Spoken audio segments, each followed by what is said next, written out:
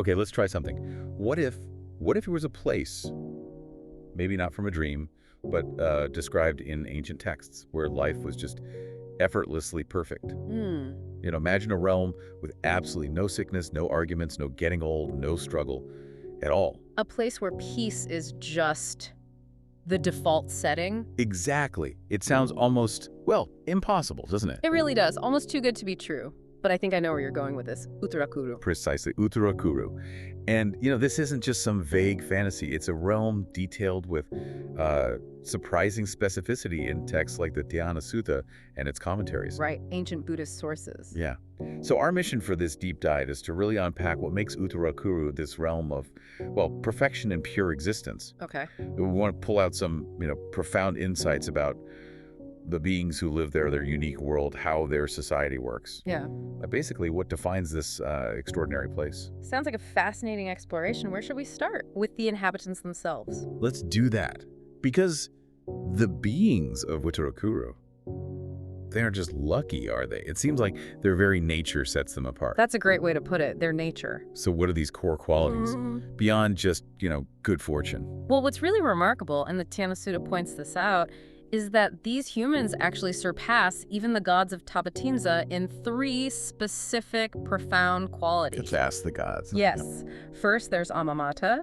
That translates roughly to a complete freedom from attachment. Complete freedom. Yeah, think radical absence of emotional or possessive clinging, so no attachment to clothes or food or even relationships like spouses. Wow. And maybe most strikingly, the texts say they don't develop sensual desire even towards their own mothers or sisters. It's a fundamental difference in their very being, That's a level of detachment that's frankly hard for us to even wrap our heads around. It really is. So if they're free from those kinds of primal desires, what else sets them apart? What are the other qualities? Well, that leads directly into the second one, Aparegaha, which means living completely without ownership. No ownership at all. None. Picture it. Yeah. There's no concept of my wife or my house or my property. Just no notion of control or possession over anything or anyone. And the implication there is huge, right? It immediately removes so many of the conflicts and the friction points that we see in human societies, which are so often rooted in,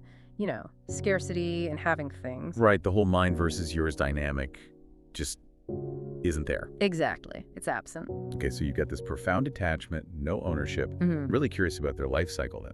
Their lifespan, what happens when they, pass away? Yeah, so the third defining quality is Nyata Yuga. Their lifespan is fixed, an incredible 1,000 years. 1,000 years. 1,000 years. But even more significant, and this is really unique, is their guaranteed rebirth. Guaranteed. Guaranteed. After death, they are always reborn in Deva realms, heavenly realms, never in lower existences like hell or the animal realm or as ghosts. Never. Yeah. And it's important to understand, this isn't presented as random luck. These traits, the detachment, the lack of ownership, the long life, the rebirth, they're seen as natural consequences. Consequences of what? Of their accumulated merit. The texts call it Pranyanupava, and their consistent ethical discipline, the Panicasila, the 5 precepts. It's like their perfect existence is baked in, an inherent result of their inner purity and conduct. Okay, this is where, for me, it gets really interesting. A world where basic needs just aren't a concern. What does their environment, their daily life, actually look like when you take away all that struggle for survival? It sounds like paradise, doesn't it? It really does. And the descriptions support that. Their environment is this sublime balance of nature and comfort. For instance, their homes. They're literally trees. Trees. Yeah, huge, shady, beautiful trees with really dense leaves and branches that intertwine naturally to form like perfect dwellings. Yeah. And other trees around them are always blooming, constantly producing fragrance. So the whole environment is perpetually fresh, beautiful, a real sensory experience. And what about water? Like lakes and rivers, are they just as perfect, no, murky ponds or polluted streams? Apparently not. The texts say lakes and rivers are always crystal clear, fragrant with lotus and lilies, never muddy, and the temperature is always just right, never too hot, never too cold. That's incredible. And here's the kicker.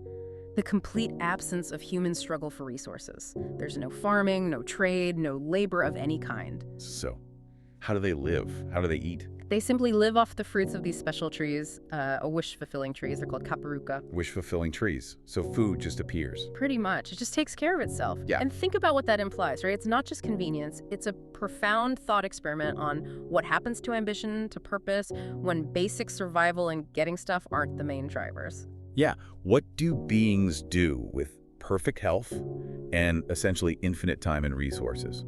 It really challenges our definition purpose. Absolutely. So, okay, no grocery shopping, no bills, no 9 to 5. What about health? Do they get sick? Do they age like we do? It seems they really don't. Their bodies are described as, well, aesthetically perfect, free from any deformities, tall, well-proportioned, even radiant. And aging. Crucially, aging doesn't seem to disfigure them. No gray hair, no wrinkles, nothing like that. And sickness. Complete immunity. The texts are specific. No leprosy, no tuberculosis, none of the diseases known then, or it implies any sickness at all. So, No doctors. yeah, No medicine needed. none whatsoever. It's just perpetual well-being, which, contrasts so sharply with our own constant striving against illness and aging, doesn't it? It really does. Okay, so perfect environment, perfect health, no work. Right. What does this all mean for how they actually interact with each other? Without attachment, without ownership, how do relationships in society even function? Because that's usually where we humans run into trouble. Right. And this is where their social fabric gets really unique. I mean, the descriptions of physical perfection are striking enough. Women are perfectly proportioned, beautiful, elegant. Men are always like in their prime at 25, women at 16. Always. Apparently.